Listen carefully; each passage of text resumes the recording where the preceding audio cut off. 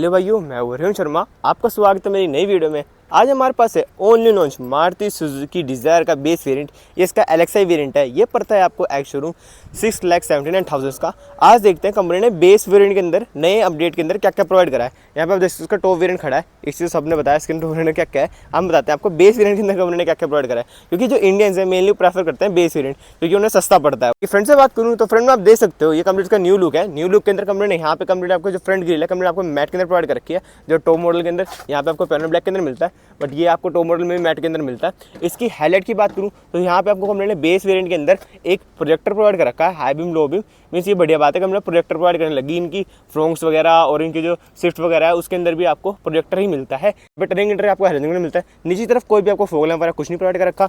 इसके driver side view की बात करूँ तो इसका कंप्लीट ड्राइवर साइड व्यू है। यहाँ पे देख सकते हो इसके जो टायर है वो तो काफ़ी पतले पतले से लगते हैं।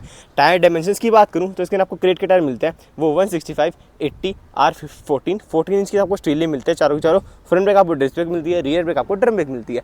इस प्लेट्स की बात करूँ तो वो आपको इसके मिलते हैं फेंडर्स पे। यहाँ पे ओआरएम कोई भी आपको लैंड फोल्डेबल एडजस्टेबल नहीं मिलते, कंप्लीट ब्लैक मैट के अंदर मिलता है। और इंटरनल में बात करूँ तो यहाँ पे कोई भी आपको डंडी वगैरह भी प्रोवाइड नहीं कर रखी कंपनी ने। वैसे अगर आपको इन्हें एडजस्ट वगैरह करना हो तो हाथ से ही आप ऐसे उंगलियों से एडजस्ट करना पड़ेगा।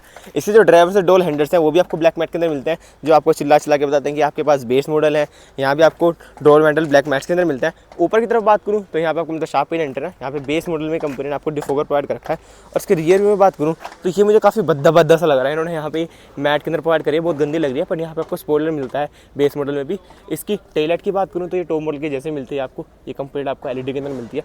पीछे की तरफ यहाँ पे आपको अगर इसका बूट स्पेस खोलना है टॉप वेरिएंट के अंदर तो यहाँ पे आपको की के अंदर फीचर मिलता है। अगर आपको बेस वेरिएंट के अंदर इसका बूट अनलॉक करना है तो उसके लिए नीचे आपको यहाँ पे कंपनी ने प्रोवाइड कर रखा है। इसे आप खींचोगे तो आपका यहाँ पे बूट अनलॉक हो जाएगा। इसके अंदर आपको मिलता है 382 लीटर का बूट स्पेस। यहाँ पर आप देख सकते हो उसे खोलते ही ऊपर को उठ गया। इसके अंदर कोई हाइड्रोलिक्स नहीं है, इसका वेट ही नहीं है, तो इसलिए जब पावर ऊपर को आती है तो खुद ही ऊपर हो जाता है। यहाँ पे कंप्लीट आपको खल्ला के लिए प्रोवाइड कर रखा है कंपनी ने।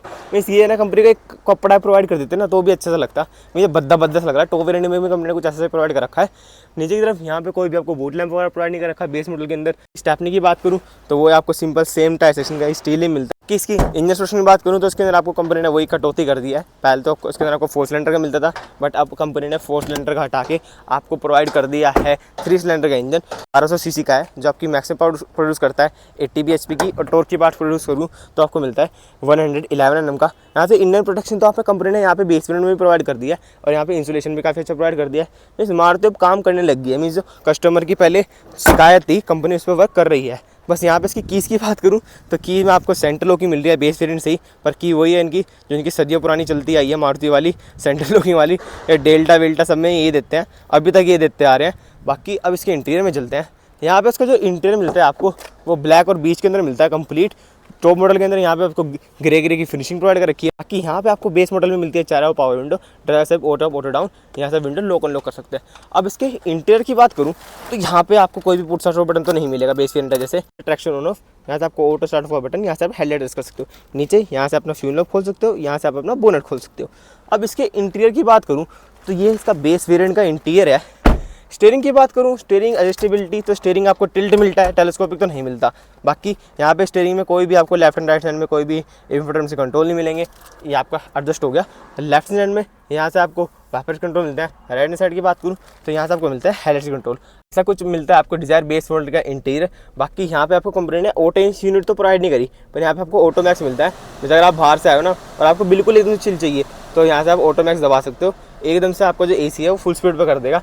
यहाँ पे बेस मॉडल के अंदर कंपनी ने कोई भी इंफोटेनमेंट सिस्टम वगैरह कुछ नहीं प्रोवाइड कर रखा, बस एक भद्दा सा दे रखा है। आपने अगर आप बेस मॉडल ले लो तो फ़ोन वगैरह में रख के यहाँ लगा के ले जाना, बाहर से थोड़ा छोटा मोटा इंफोटेनमेंट सिस्टम लगवा लेना, वरना आप बोर हो जाओगे कंप्लीट। आधे लोगों को बिना गाने चलाए ड्राइवरी नहीं होती। बाकी यहाँ से आपको राइट हैंड साइड में आपको ट्रिप मिलती है, इससे आप रेंज वगैरह एवरेज वगैरह आप दे सकते हो। और जो आपको लेफ्ट साइड में मिलती है इससे अपने आप ट्रिप वगैरह दे सकते हो, आपकी करंट ट्रिप क्या है। इसके इंफोटेनमेंट करूँ तो लेफ्ट साइड में आपको मिलता है टैकोमीटर और राइट हैंड साइड में आपको मिलता है स्पीडोमीटर। स्पीडोमीटर की मार्केट 220 तक की है और टैकोमीटर की 8 तक की है।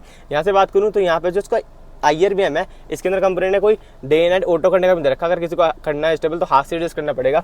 इसके सनवाइजर की बात करूँ तो यहाँ पे कोई भी टिकट होल्डर नहीं है।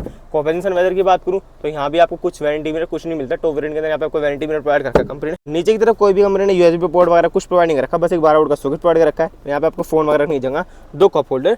ये इसका 5 स्पीड मैनुअल गियर बॉक्स, बिल्कुल बेस मॉडल वाला कंप्लीट। यहाँ भी कोई भी आपको आर्मरेस्ट वगैरह नहीं है, या सिंपल यहाँ पे आपको कोई कॉइन वगैरह रखने की जगह मिलती है। अब मेरी हाइट 5.8 है। अब चलते हैं इसकी सेकंड डोर में, वहाँ आपको बताते हैं कितना स्पेस मिलता है।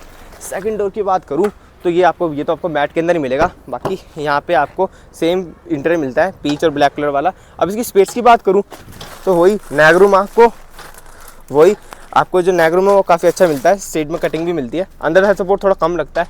यहाँ पे हेड रूम आपको काफ़ी अच्छा मिलता है। मीन्स इसका जो टॉप वेरिएंट है ना, उसके अंदर कंपनी ने ऊपर यहाँ पे सनरूफ प्रोवाइड कर दी, तो उसका थोड़ा हुप सा आता है, वो थोड़ा नीचे नीचे को लगता है। बाकी इस वेरिएंट के अंदर सनरूफ नहीं है, तो काफ़ी अच्छा आपको हेड रूम मिल जाता है। पीछे की तरफ दोनों आपको फिक्स्ड हेडर्स मिल, यहाँ पे कोई भी आपको आर्मरेस्ट वगैरह प्रोवाइड नहीं कर रखा। मैं अपने पर्सनली दूँ तो मुझे तो काफ़ी गाड़ी काफ़ी अच्छी लगी। इसका एक्चुअल प्राइस आपको पड़ता है 6,79,000 का। 6,79,000 में इसके सेगमेंट के हिसाब से कंपनी काफ़ी अच्छी गाड़ी प्रोवाइड कर रही है आपको। आपको सेफ्टी मिल रही है, 6 एयरबैग्स मिल रहे हैं बेस वेरिएंट से ही, और आपको इसका 25 का एवरेज प्रोवाइड कर रही है कंपनी। मेरे को तो काफ़ी अच्छा लगा। आप अपना पर्सनल कमेंट्स रखो। अब तो लुक्स भी काफ़ी अच्छी हो गई डिज़ायर की। आपको कैसी लगी गाड़ी? Thank you so watching, bye.